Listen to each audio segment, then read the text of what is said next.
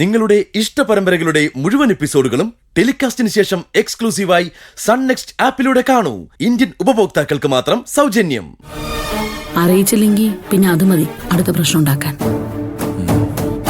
എന്തായാലും സേതോട്ടനൊന്ന് വിളിക്ക്.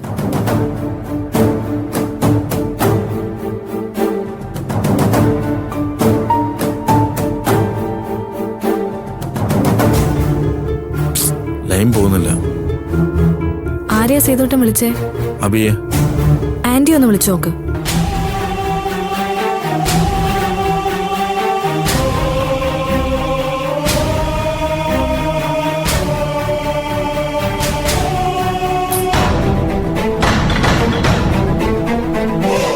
ഇല്ലമ്മേ, anti phone എടുക്കുന്നില്ല. കുറച്ചു കഴിഞ്ഞ് ഒന്നും കൂടി വിളിച്ചു നോക്കാം. ഒരു പെൺകുട്ടീനെയാ കാണാതെ പോയത്. ഒരു അമ്മയുടെ സ്ഥാനത്ത് നിന്ന് ചിന്തിക്കുമ്പോൾ എനിക്ക് അവരുടെ വേദന മനസ്സിലാക്കാൻ പറ്റും. നമുക്ക് എന്ത് ചെയ്യാനൊക്കെ അമ്മേ, ഇങ്ങനെയൊക്കെ മനസ്സിൽ കണ്ടിട്ടാവും ഭാരത് അങ്ങനെയൊക്കെ ഇന്നലെ നമ്മളോട് സംസാരിച്ചത്. അവൻ ഏതെങ്കിലും കൂട്ടുകാരുടെ വീട്ടിലുണ്ടാവും. സ്വിച്ച് ഓഫ് ചെയ്ത് വെച്ചാൽ പിന്നെ ഒന്നും പേടിക്കണ്ടല്ലോ. എന്നാലും ഇപ്പോഴത്തെ പിള്ളേരുടെ ധൈര്യം കണ്ടില്ലേ? അല്ലെങ്കിലും ഇതുപോലുള്ള കാര്യങ്ങൾക്ക് നല്ല ധൈര്യം കാണും. ഇപ്പൊ പ്രായം അതാണല്ലോ. ജീവിതത്തോട് അടുക്കുമ്പോൾ പഠിച്ചോളൂ. ഇന്ന് വരെ കഷ്ടപ്പാടെന്താന്ന് അറിഞ്ഞിട്ടില്ലോ അമ്മേ. എല്ലാത്തിനും കാരണം ആ അമ്പാലിക ആന്റിയുടെ എടുത്തുചാട്ടമാ. അമ്മ പഠിച്ചുകൊണ്ടിരുന്ന അരുന്ധതിയെ പിടിച്ച് കെട്ടിക്കാൻ നോക്കിയതാ അവര് ചെയ്ത ഒന്നാമത്തെ തെറ്റ്. ഇപ്പൊ എങ്ങനെയുണ്ട്? നാടും നാട്ടുകാരൊക്കെ അറിഞ്ഞില്ലേ? നീ ഒന്നും കൂടെ വിളിച്ചു നോക്ക്.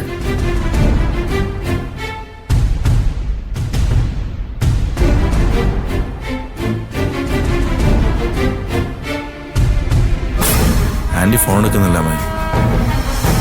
അപ്പൊ മനഃപൂർവ്വം എടുക്കാത്തതാ. നമ്മളെന്തോ ഒത്തുതീർപ്പിന് വിളിക്കാന്ന് വിചാരിച്ചിട്ടുണ്ടാവും. ഞാൻ പോയി നേരിട്ട് കണ്ട് കാര്യം പറഞ്ഞല്ലോ. വേണ്ട മോനെ, ഞാൻ പോവാ. നീ പോയാൽ ചിലപ്പോ സംസാരം വഴി മാറിപ്പോ. എന്തിനാ മക്കളെ വെറുതെ ഒരു പ്രശ്നം? അത് ശരിയാ. അമ്മ പോയിട്ടോ? അധികം ദൂരത്തൊന്നും അല്ലല്ലോ. അമ്മ പോയാൽ അവര് പറയാനുള്ളതൊക്കെ പറയും. സാരമില്ല, എന്നെ എന്ത് വേണമെങ്കിലും പറഞ്ഞോട്ടെ. എന്റെ മോൻ തെറ്റ് ചെയ്തിട്ടല്ലേ പറയുന്നത്. അതെ, അവര് വന്ന് വിളിക്കുകയാണെങ്കിൽ പറ്റുമെങ്കിൽ മോളെ ഒന്ന് കാണണം. പുറത്തുനിന്ന് കാണാൻ പറ്റൂ? ശരി അമ്മ, അമ്മ പോയിട്ടോ. ശരി. അല്ല, ഞാനിവിടെ വരാം. ഓട്ടോ വിളിച്ചു തരാം. വേണ്ട മക്കളെ, അമ്മ ഒരു ഓട്ടോ വിളിച്ചു പോക്കോളാം.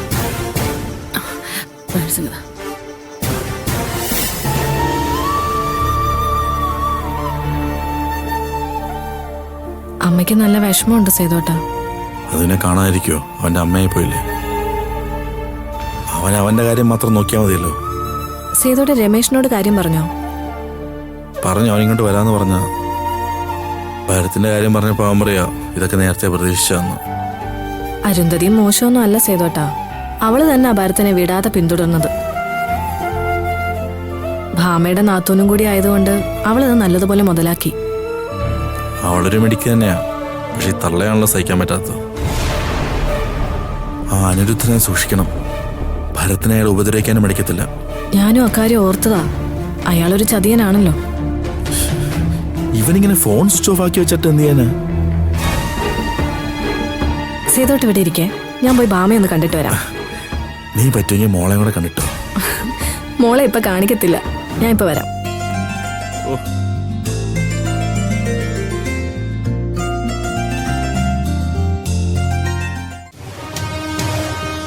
എന്റെ പിള്ളേരെ മാത്സ് വരച്ചു പിറക്കുന്നുണ്ട്. എന്തായാലും അവർ ജില്ല വിടാൻ വഴിയില്ല. അവളെ ഇനി എന്റെ കൈ കിട്ടിയാൽ ഞാൻ കൊന്ന് കുഴിച്ചു മൂടും. എന്നെ നാണം കെടുത്തിട്ട് അവളിനി ജീവിക്കണ്ട. കുടുംബത്തിന് മൊത്തം നാണക്കേട് ഉണ്ടാക്കിയിട്ട് അവിടെ ഇറങ്ങി പോയിരിക്കുന്നേ. ഇതിനൊക്കെ ആരോടൊക്കെ സമാധാനം പറയണം? അബി തിരക്കി പോയിരിക്കല്ലേ, അവൻ വരട്ടെ.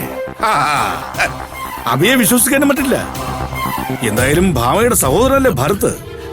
അവൻ അങ്ങനെ കൂട്ടു നിൽക്കുന്നവനല്ല. എങ്കിൽ പിന്നെ കല്യാണം നടത്താൻ അവന് മുന്നിൽ നിൽക്കില്ലല്ലോ.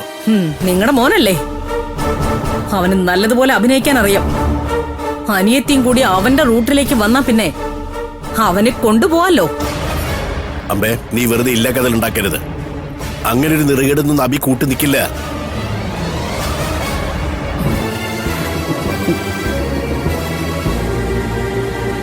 അമ്പാലിക,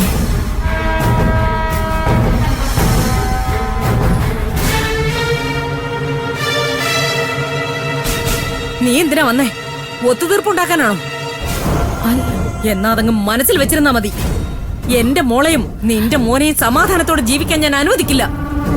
അമ്പാലിയെ, ഞാൻ വന്നത് എന്തിനാന്നറിയാതെ വെറുതെ ഒരു സംസാരം വേണോ?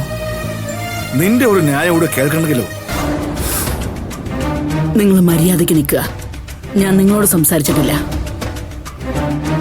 നീ എന്താ ഗായത്രി വീട് കയറി ആക്രമിക്കാൻ വന്നാണോ? അല്ല, അമ്പാലികയും അബിയുടെ അച്ഛനും ഒരു മുത്തശ്ശനും മുത്തശ്ശിയായി എന്ന് പറയാൻ വന്നതാ. സർ, നിങ്ങൾ വീട്ടിൽ വന്ന് പോയതിനു ശേഷം ഭാമയ്ക്ക് പെയിൻ ഉണ്ടായി. അപ്പൊ തന്നെ ആശുപത്രിയിലേക്ക് കൊണ്ടുപോയി. കുഴപ്പമൊന്നുമില്ല, രണ്ടുപേരും സുഖായിരിക്കുന്നു. ഇക്കാര്യം പറയാൻ വേണ്ടി സേതു ഫോൺ വിളിച്ചിട്ടുണ്ടായിരുന്നു. പക്ഷെ ഫോൺ എടുത്തില്ല സർ. അതുകൊണ്ടാണ് ഞാൻ തന്നെ നേരിട്ട് വന്നത്. ഈ പൊന്നുമോളെ കൊല്ലാൻ വേണ്ടിയാ ഇവർ പലവട്ടം ശ്രമിച്ചത്. പക്ഷേ ദൈവം ആ മോൾക്കൊരു ദിവസം തീരുമാനിച്ചിരുന്നു. അതാ സർ ഈ നിമിഷം. ഇനി എന്താ വേണ്ടെന്നുള്ളത് നിങ്ങൾ തീരുമാനിക്കുക. തീരുമാനിക്കാനൊന്നുമില്ല. സ്വന്തം മോള് പോയ വേദനയില ഇവിടെ എല്ലാവരും. അതിനിടയിൽ പേരെക്കൊണ്ട് ജനിച്ച് കാരണവും പറഞ്ഞു വന്നിരിക്കുന്നു. ഇനിയിപ്പോ കൂടുതൽ അവകാശം സ്ഥാപിക്കാമെന്നായിരിക്കും വിചാരം. അബിയെയും അരുന്ധതിയും വശത്താക്കിയതും പോരാഞ്ഞ് ഇപ്പോ ഇതാ പേരെക്കുട്ടിയെന്ന് അവകാശം കൂടിയായി. എന്താ എല്ലാം തികഞ്ഞില്ലേ? ഇല്ലേട്ടാ, അങ്ങനെ ഇപ്പൊ എന്നെ തോൽപ്പിക്കാന്ന് ആരും കരുതണ്ട. എനിക്കിപ്പോ വേണ്ടത് അരുന്ധതിയാ.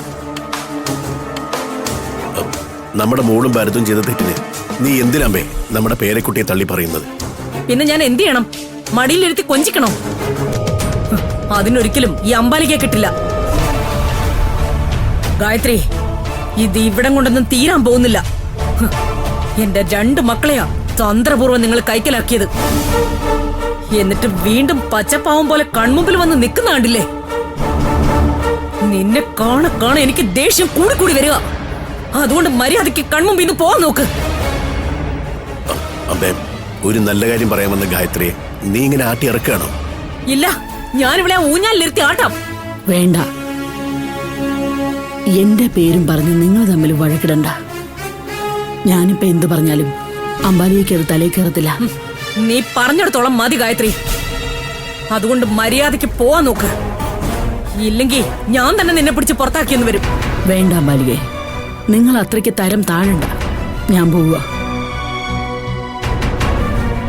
അബിയോടുകൂടി ഈ വിവരം ഒന്ന് പറഞ്ഞേക്കണം. ഞങ്ങൾ ഒരുപാട് വിളിച്ചു, കിട്ടുന്നില്ല. ശരി, പറയാം. ഗായത്രി ചെല്ല്, ഇവിടെ സമനില തെറ്റിയിരിക്കുക.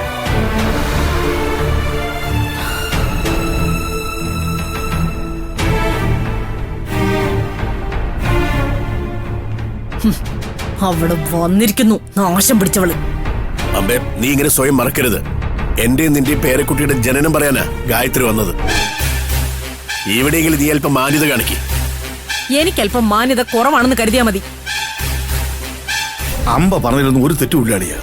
സ്വന്തം മകളെക്കാലം വലുതല്ലോ പേരക്കുട്ടി. ദേ, അളിയും കുറച്ചുകൂടെ മാന്യമായിട്ട് സംസാരിക്കണം. വെറുതെ കൂടുതൽ പ്രശ്നങ്ങൾ ഉണ്ടാക്കരുത്.